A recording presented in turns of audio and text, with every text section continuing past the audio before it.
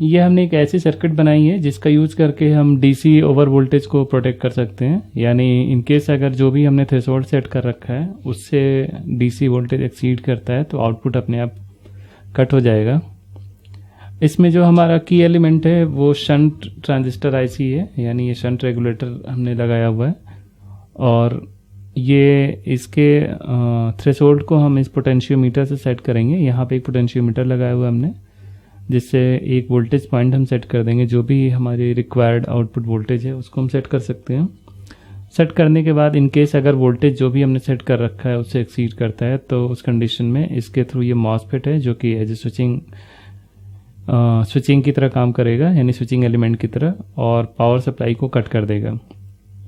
For example अभी आप देख सकते हैं ये हमने ऑन किया तो यहाँ पे एक पोटेंशियोमीटर लगा है। पोटेंशियोमीटर को हम रोटेट करा के एक थ्रेशोल्ड सेट कर सकते हैं। फॉर एग्जांपल इसको हमने रोटेट कराया,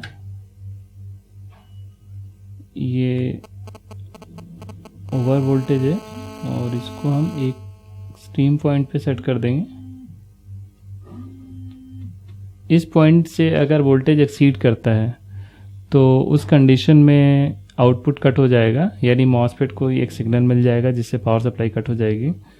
फॉर एग्जांपल अभी जो इनपुट पावर सप्लाई आ रही है हमारी वो इस डायोड के थ्रू आ रही है, यानी जो भी आउटपुट है उसमें एक ड्रॉप हो रहा है डायोड का। अगर इस स्विच को हम प्रेस करेंगे तो जो भी इनपुट है वो डायरेक्टली आउटपुट पे चला जाएगा, यानी इस डायोड को बाईपास करते हुए सप्लाई इस डिवाइस को जाएगी और उस कंडीशन को ये device as a high voltage acknowledge करेगा क्योंकि हमने उससे कम वोल्टेज सेट कर रखा है, और उस कंडीशन में आउटपुट हमारा कट ऑफ हो जाएगा। फॉर एग्जांपल इसको हमने प्रेस किया, आप देख सकते हैं आउटपुट कट हो गया क्योंकि इनपुट सप्लाई हमने ज़्यादा कर रखी है आउटपुट से जो भी हमने सेट कर रखा है, तो उस कंडीशन में पावर सप्लाई को ये कट कर दे रहा है। अब हम देखते हैं इस किट को हमें कैसे प्रिपेयर करना है। इसके प्रिपरेशन के लिए जो भी रिक्वायर्ड कंपोनेंट्स हैं और पीसीबी बोर्ड हैं वो सब हमारी तरफ से आपको प्रोवाइड किए जाएंगे और साथ में मैनुअल्स भी दिए जाएंगे जिसको देख के आप इसे बना सकते हैं। लेकिन बनाने से पहले आप इस वीडियो को एक बार कम्प्लीटली देख लें, फिर उसके बाद इसको फॉलो करके बनाना शुरू करें। और बनाने से पहले आप इंश्योर कर लेंगे कि आपके पास कुछ एसेंशियल टूल्स होने चाहिए जो एक पीसीबी को बनाने में रिक्वायर्ड होते हैं। फॉर एग्जांपल एक वायर कटर होना चाहिए, यहाँ पे आप देख सकते हैं हमने कटर रखा हुआ है।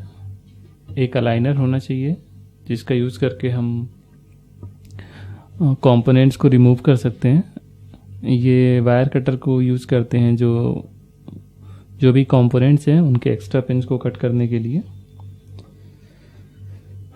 और सोल्डिंग के लिए एक सोल्डिंग आयरन और एक सोल्डिंग वायर आपके पास होना चाहिए जिससे आप सारे कंपोनेंट्स की सोल्डिंग करेंगे। इसमें ये जो पीसीबी बोर्ड है ये सिंगल लेयर पीसीबी बोर्ड है, तो सिंगल लेयर में दो साइड होंगे। ये हमारा टॉप साइड कहलाता है जिधर से हमें कंपोनेंट्स लगाने होते हैं, जैसा आप उसमें देख सकते हैं। ये हमने एक कंप्लीट पीसीबी बोर्ड रखी है और बिल्कुल वैसा ही बोर्ड हमें बनाना है, यानी जैसे कंपोनेंट्स लगे हैं उस पर वैसे इस पर भी हमें लगाने हैं। और ये बॉटम लेयर है जिधर से सोल्डिंग करनी है, यानी जितने भी कंपोनेंट्स लगे हैं वो सारे आप इधर से लगाएंगे और दूसरी साइड पे सोल्डिंग करेंगे। और जो एक्स्ट्रा पिंस होते हैं उनके जो एक्स्ट्रा लेग्स होते हैं सोल्डिंग करने के बाद उसको हम इस कटर से कट कर सकते हैं। फॉर एग्जांपल सबसे पहले हम एक जैक लगाएंगे जिससे हमें पावर सप्लाई इनपुट देनी होगी इस बोर्ड को। तो ये आप देख सकते हैं इसी की तरह बिल्कुल हमने अलाइन किया हुआ है इसे और इसके सामने रखा है। यहाँ पे एक जैक है जिससे पावर सप्लाई इनपुट हम देंगे, इसको हमने यहाँ पे लगाया और आप यहाँ पे इन दोनों पॉइंट पे सोल्डिंग कर लेंगे। इसके बाद इसमें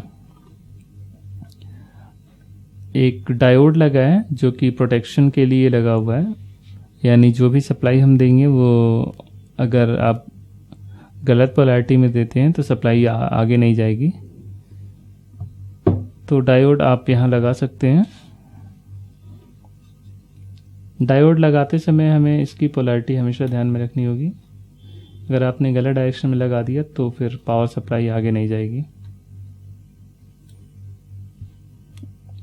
इस डायोड के 2 टर्मिनल्स हैं, ये कैथोड है जिधर स्ट्रिप बना हुआ है और ये एनोड है। तो कैथोड हमारा इस तरफ रहेगा डायोड का, और यहाँ पे एक जैक इसी तरह यहाँ भी लगाना है जो यूज किया जाएगा आउटपुट लेने के लिए, यानी जो भी हमारा लोड है उसके थ्रू आउटपुट पे आएगा। इस पीसीबी बोर्ड में बाकी भी सारे कंपोनेंट्स आप लगाते जाएंगे। फॉर एग्जांपल ये पावर स्विच है, स्विच का यूज़ करते हैं हम पावर सप्लाई को ऑन या ऑफ करने के लिए, यानी जो भी हमें सप्लाई लगानी है उसको अगर हम लगाए, जो भी सप्लाई हमने लगाया उसको कट करना है तो इस स्विच को आप ऑफ कर सकते हैं। इसको ईजिली आप यहाँ पे लगा सकते हैं। देन हमें एलईडी लगानी है जो पावर सप्लाई को इंडिकेट करेगी। तो एलईडी के डायरेक्शन को हमें ध्यान में रखना होता है, ये भी पोलर डिवाइस होता है। तो आप देख सकते हैं इसमें बड़ा वाला लेग पॉजिटिव है, छोटा वाला नेगेटिव है। तो इसको लगाने से पहले आप इसकी पोलैरिटी को ध्यान में रखेंगे। जो एनोड है हमारा बड़ा वाला लेग वो अंदर की तरफ रहेगा, कैथोड बाहर की तरफ।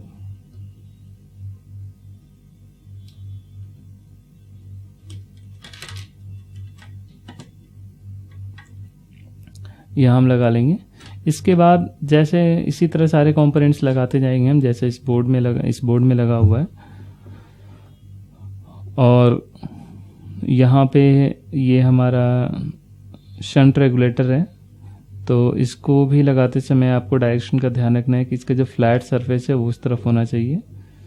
और यहाँ पे एक मॉसफेट हमने लगाया हुआ है। मॉसफेट इसमें यूज़ कर रहे हैं हम पावर सप्लाई की स्विचिंग कराने के लिए, यानी आउटपुट को ऑन या ऑफ रखने के लिए। बेसिकली ये जो हमारी ये शंट रेगुलेटर है यही इसको कंट्रोल कर रहा है, और इसका थ्रेशोल्ड वोल्टेज हम यहाँ इस पोटेंशियोमीटर से सेट कर रहे हैं जो 10 किलो ओम का एक वेरिएबल रेजिस्टेंस है। इसको रोटेट करा के हम डिफरेंट वोल्टेज थ्रेशोल्ड सेट कर सकते हैं। और अगर आउटपुट इनपुट सप्लाई इससे एक्सीड करती है तो फिर यहाँ से सिग्नल जो इस मॉसफेट को जा रहा है वो ऑफ हो जाएगा और आउटपुट कट हो जाएगा। इसको भी लगाते समय जो मॉसफेट है आप देख सकते हैं इसका फ्लैट सरफेस इस डायरेक्शन में लगा हुआ है, तो वो क्लियरली आप वैसे ही लगाएंगे।